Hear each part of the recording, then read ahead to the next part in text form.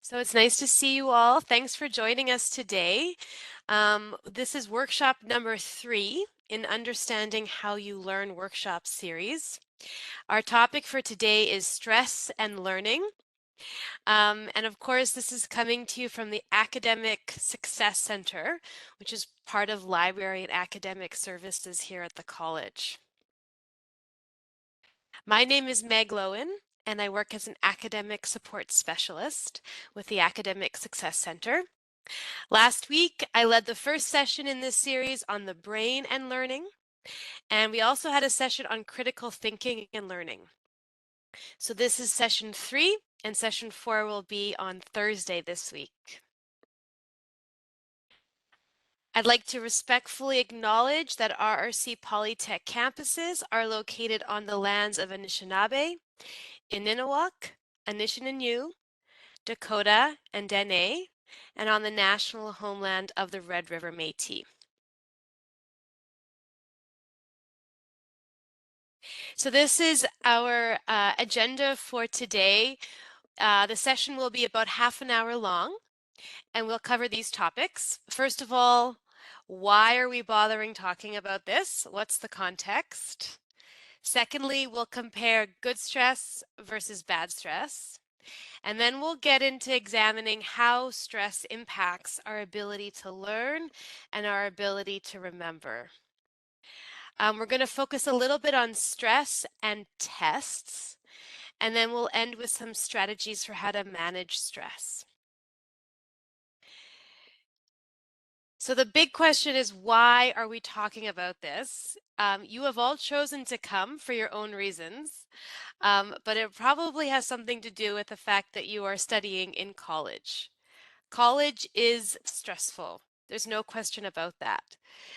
So hopefully we appreciate you taking some of your time in your busy schedules to listen to this session.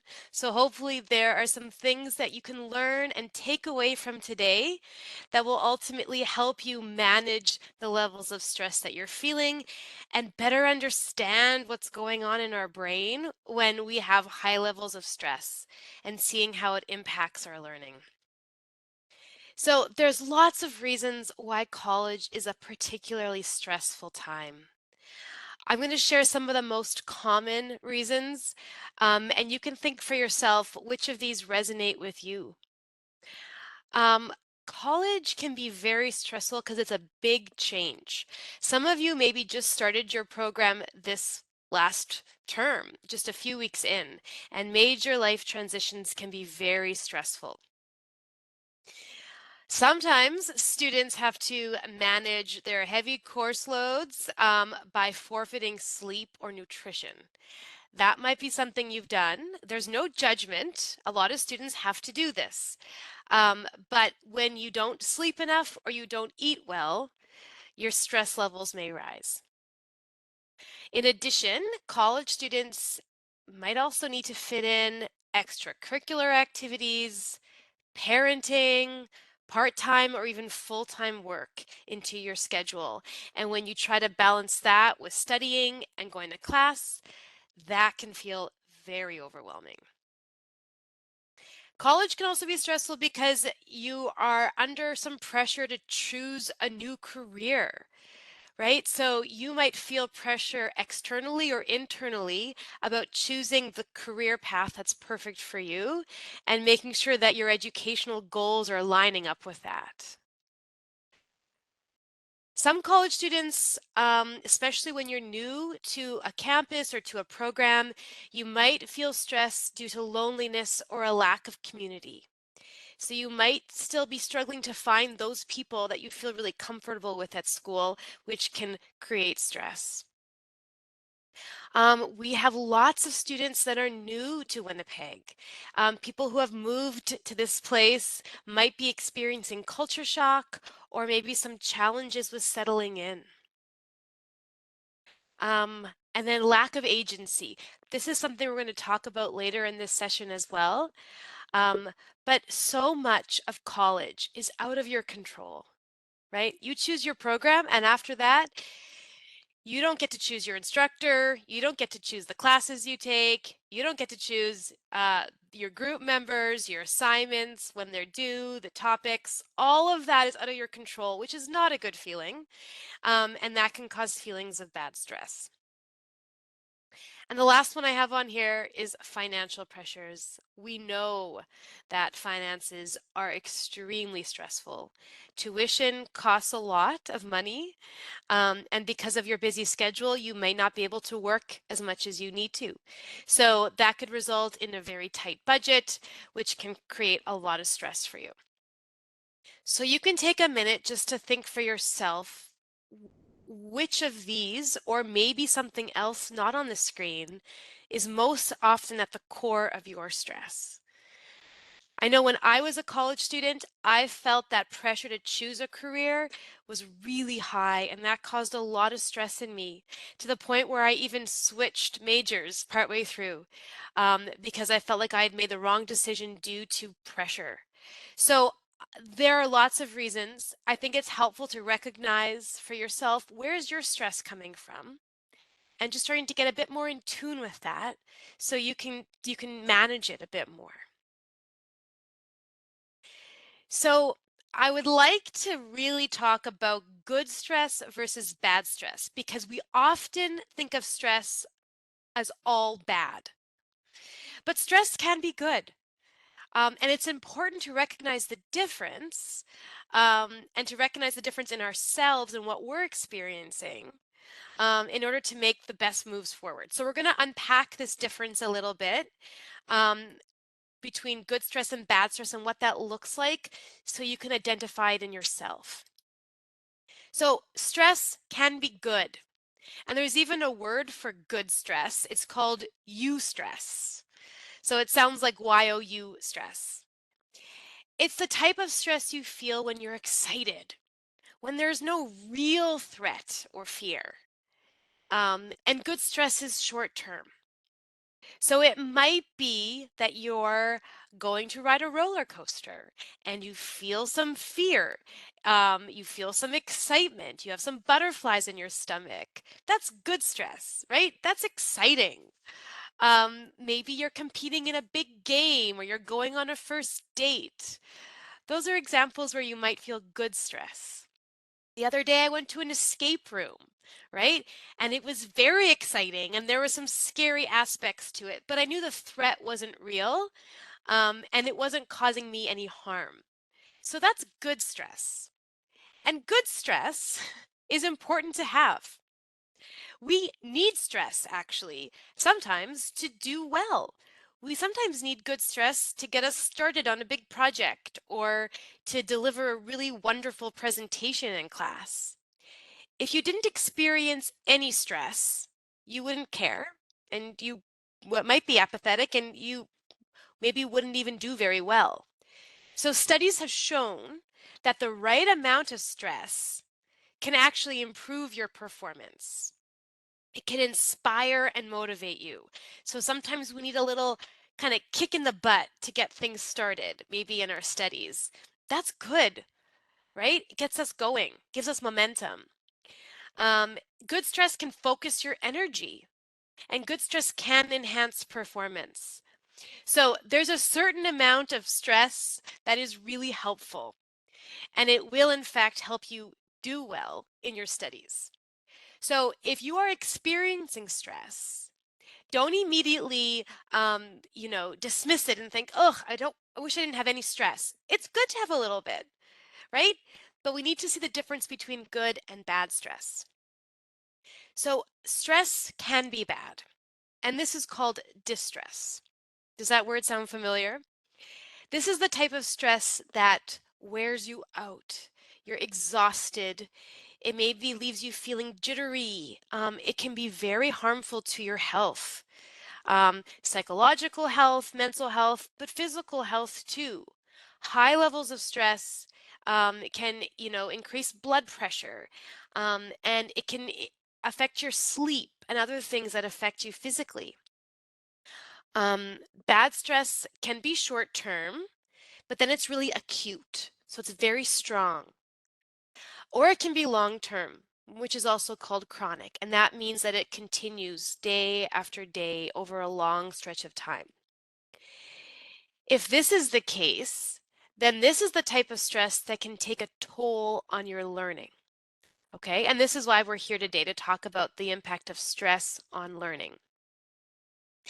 So, bad stress can impact your learning because it can result in anxiety, it can result in poor concentration or decreased performance, right? So, whereas the right amount of stress can increase your performance, if you have too much stress, it can decrease your performance. Um, and we're going to focus on this idea, and we're going to talk about why this is the case in the following slides, because I think it's helpful to understand why this is happening. What is the relationship between bad stress and our learning? Once we can understand that foundation a bit more, we're better able to manage it. So the first thing that we all need to do is just do a little bit of self-reflection and consider, what kind of stress am I experiencing? You have probably experienced both of these. That's completely normal. But check in with yourself, right? From time to time and see, what kind of stress is it? If it's short term and it's not causing any harm to you, it's probably helpful in your studies, and you could even embrace that kind of good stress. But if it's chronic or acute, if it's lasting a long time or feeling very strong, if it's impacting you in a harmful way, then that's bad stress. And I think it's important to understand what's happening in our brains to see that relationship between bad stress and learning and memory. Okay? So this is the topic for the next section here, is, why does high levels of stress impact our ability to learn and our ability to remember? So you can imagine something really basic, a really obvious example. Let's say you go to class and you're sitting, your instructor's in front of you lecturing, and you're trying to learn, but there is a ferocious giant tiger in the room right next to you. Would you be able to learn what your instructor is saying? Absolutely not. All you would be feeling is high levels of stress because of this giant animal that seems very threatening to you. So that's a really obvious, extreme, exaggerated example, but we can take that same idea and apply it in other areas of stress, right?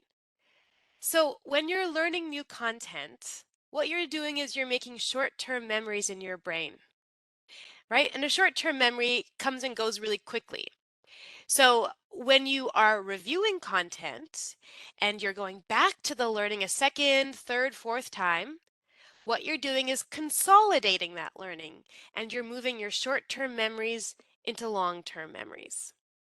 So this is the difference between cramming the night before an exam and making a short-term memory, and hopefully you remember it the next day, and reviewing over the whole term, putting all that learning into long-term memories for the exam. So both of these are important aspects when we're learning, taking in the information initially and then moving it to long term to consolidate it. Now, high levels of the stress hormone, which is called cortisol, in your brain can interfere with both of these steps. It can interfere with your ability to make new memories, and it can interfere with your ability to move those memories into the long term. And obviously, this has a direct impact on our learning. So you can see how high levels of stress when you're learning new content in class can be affected, can affect that learning, but high levels of stress also when you're studying and you're trying to establish those long-term memories can really have a detrimental effect.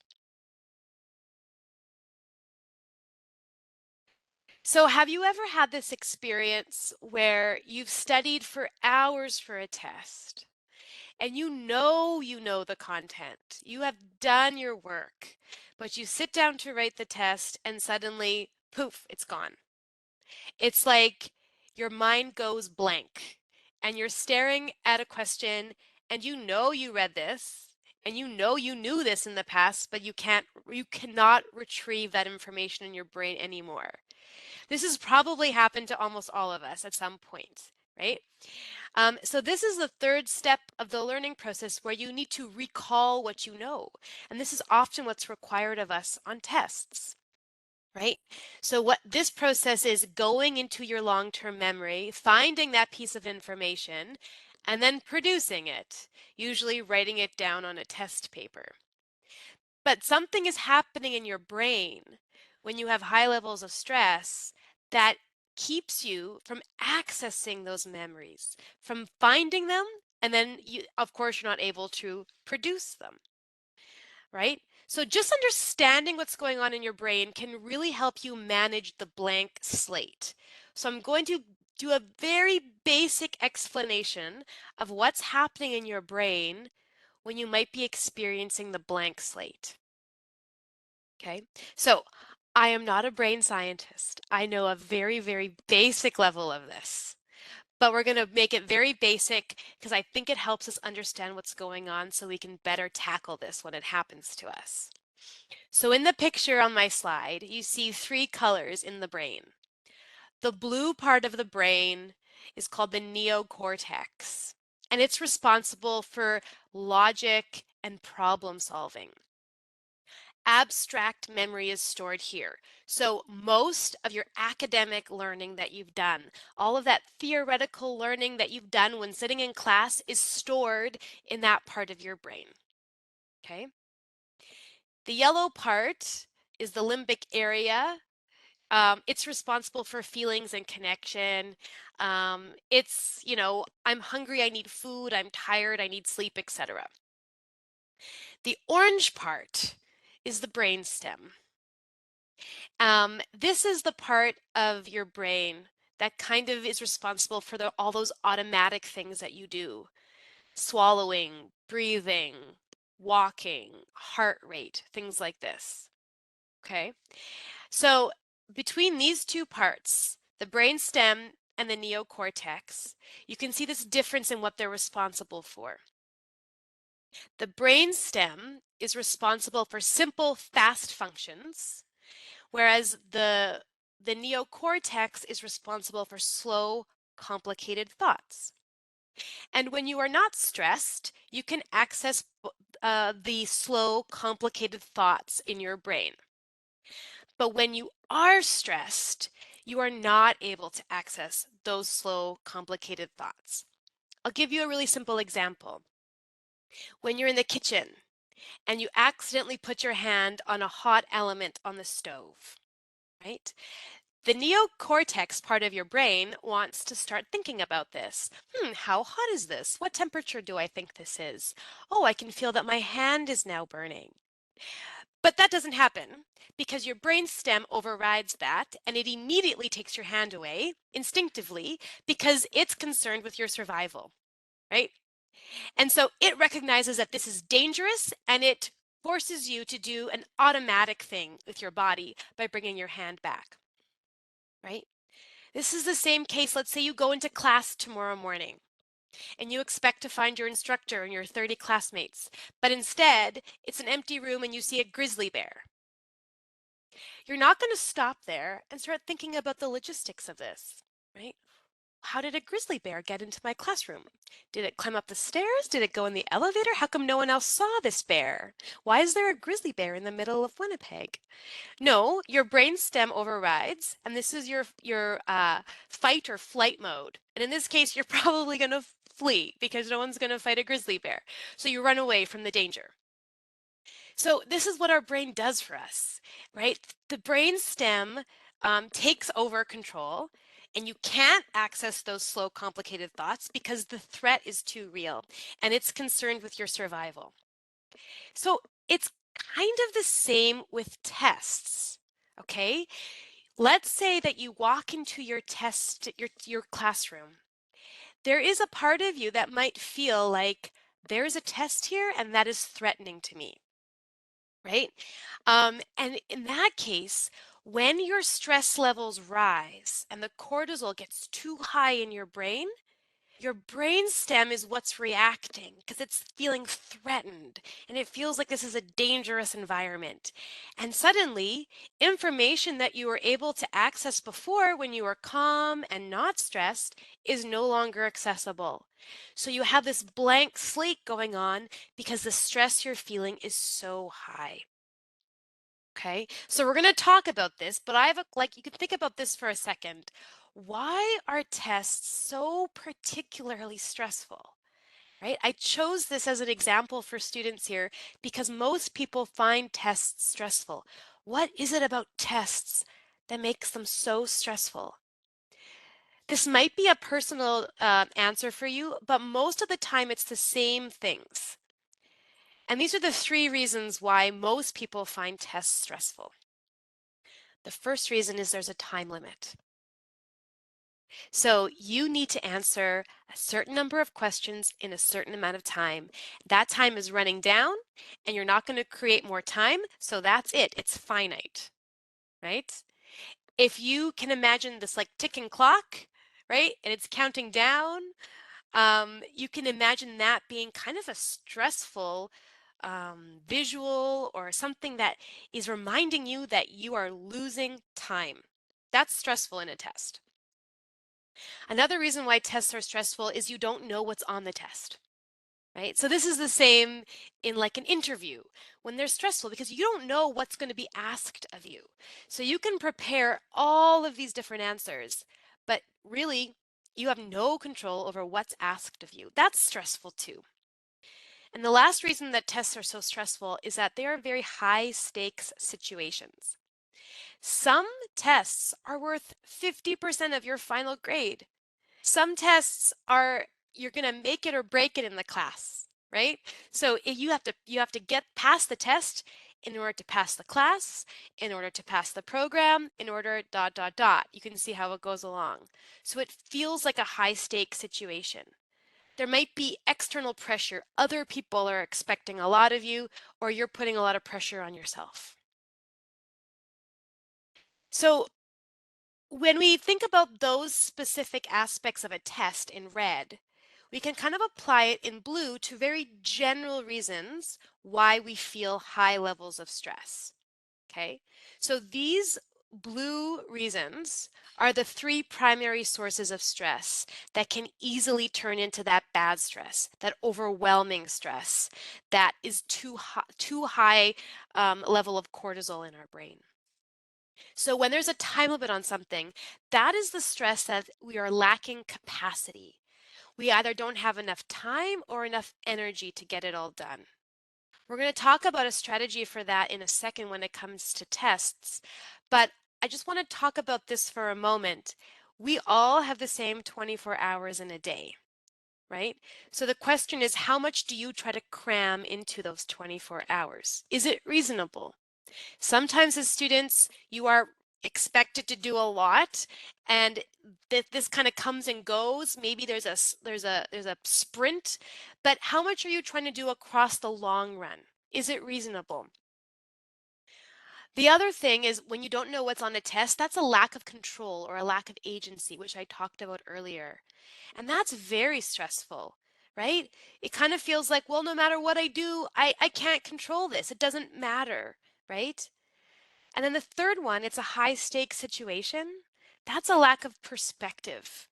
And this happens when we get stuck in a rut. We focus on things that are going wrong or things that could go wrong. And then our brain can't break through that cycle of thinking and we just spiral into it. And we start to repeat the same thoughts over and over again. And we're just barely trying to survive. And we're not able to see other options. So, what can we do about these three stressors during a test? Well, my last section here is about managing stress. So let's briefly talk about how you can manage stress in a test and then how to manage it on a daily basis.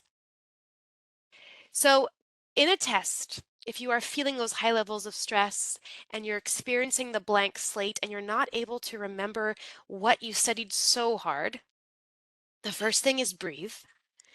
Breathe oxygen into your brain. Okay, that's very important. It also helps with some of those physical symptoms of high levels of stress, like a racing heart, right? Or butterflies in your stomach. Breathing kind of slows the body down. That's the first thing. The second thing is take a break. By this, I mean whatever break you're able to take in the test. Maybe it's just half a minute. But if you are near a window, look out a window and try to get perspective, right? Your life is not going to end in this classroom with this test. There are still trees outside. There are still people walking from A to B. Life continues outside of this room. So keep perspective. Try and take a cognitive break from that test just for a second to remind yourself that what you're doing is hard and keep that perspective. Okay. The third thing is follow a plan. That's when you feel like if you're feeling that lack of capacity or energy, that's when it's important to manage your time. So if you have X number of test questions and X minutes to do them in, do some quick math and budget your time. Follow that plan. That will also help with that feeling of getting back control. If you make a plan and you're able to execute the plan, now you're in control of that plan, which can help lower your levels of stress. And the last thing on this slide is to practice positive self-talk. So don't start spiraling. We can easily do this, right? Where you start to think, I don't know this. I'm stupid. I'm going to fail. You see your classmate hand in their test very early. What do they know that I don't know? Right? And we start to just go over and over these negative thoughts. That doesn't help, right? Remind yourself that you've got this, you've worked hard on it. It is difficult. It's very hard work, but it's worth it. And you can try and take back control that way too. On a day-to-day basis, there are some simple things that you can do to try to manage your stress. I am fully aware that as busy students, sometimes these things are more possible than others. So I just encourage you to try and think on the long term, across a month or across a term. Are you making sure that these things are in place so that you can manage your stress as best that you can? So the first one is exercise. No one's expecting you to run 4 miles a day, but maybe try and go outside for a short walk every day. Studies show that even just contacting nature for 20 minutes can significantly decrease your stress hormone levels. So just getting some fresh air. Sleep, of course, sometimes sleep is difficult to come by, but do know that sleeping 8 hours a day rather than 6 can reduce your cortisol by almost 50%. So there's a direct correlation between the number of hours of sleep you get and the stress you're feeling. Mindfulness, this could just be taking a minute when you start to feel your stress rise and just try to focus on how your body feels. Try to keep yourself from ruminating, from spiraling. Give your mind that break to just rest, just for a minute. And then the last two, have healthy relationships and have fun. Again, think about your life as a student. How can you build this in a way that still helps you manage your busy study schedule? um, Healthy relationships, even just a phone call or something to keep yourself grounded in that, and then have fun, play with your dog or whatever whatever you find fun. Play a game. Even just short bursts of fun helps you manage your stress. So that's our summary slide for this session. It's normal to feel stress. Try to determine, is it good stress or bad stress that I'm feeling, right? If you're experiencing acute chronic stress, that could be impacting your ability to learn and remember. And so you might be experiencing that blank slate because your stress levels are too high, right? So try to bring those stress levels down by being intentional about those during test strategies, but also in your day-to-day life. However you can, in just little moments in your days. So it's 12:45, so we'll leave it there, but I wanted to remind you of a couple things. This again is workshop 3 in a series of 4. So our last workshop in the Understanding How You Learn series is this Thursday at the same time with the same WebEx link. The topic is procrastination and learning. I know that we all procrastinate to some extent. It is one of those topics that students often are struggling with. So please, I encourage you to check that out. You can go to the Academic Success Center website for any information related to these supports or other academic supports. And you can also give me an email if you have any questions about the content here. And that's my email address there. So I wanted to say thank you so much for staying with this series. I am going to stop the recording here, but I will stay on the line for a few minutes if anyone has any questions.